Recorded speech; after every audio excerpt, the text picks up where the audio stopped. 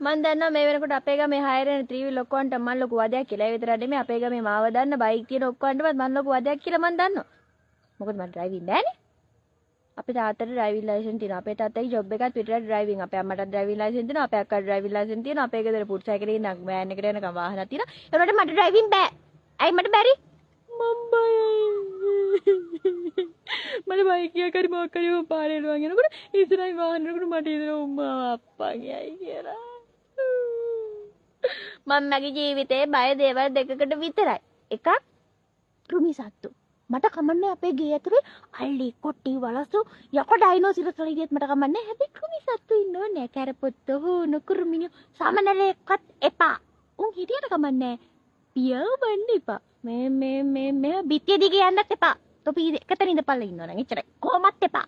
කෘමීන් එපා. එතකොට එimmo වාහන වලට මම බයයි.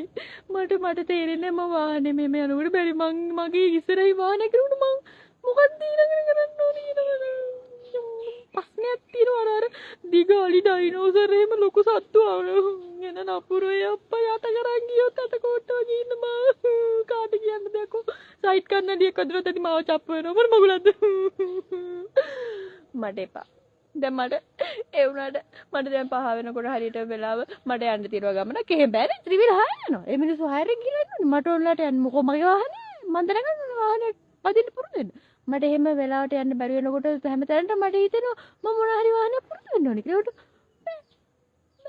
වාහන මගේ ළඟින් යද්දි මම හොප්ප කිව්වා මම මොකද එහෙම තමයි මිනිස්සුන්ට හැමදේම බෑනේ හර සම්පූර්ණ නෑ බැරි දේවලුත් තියෙනවා මගුල මට බෑ නෙමෙයි පුළුවන් බෑ මං කවදා හරි බයිසිකලයක් පදිනවා නෑ මං පදින්නේ නෑ මං බයිසිකලයක් කරන් ඒක පදින්න තව කවරි ගන්නවා මොන බොද ඒ මනුස්සයට කීයක් හරි දෙනවා අනේ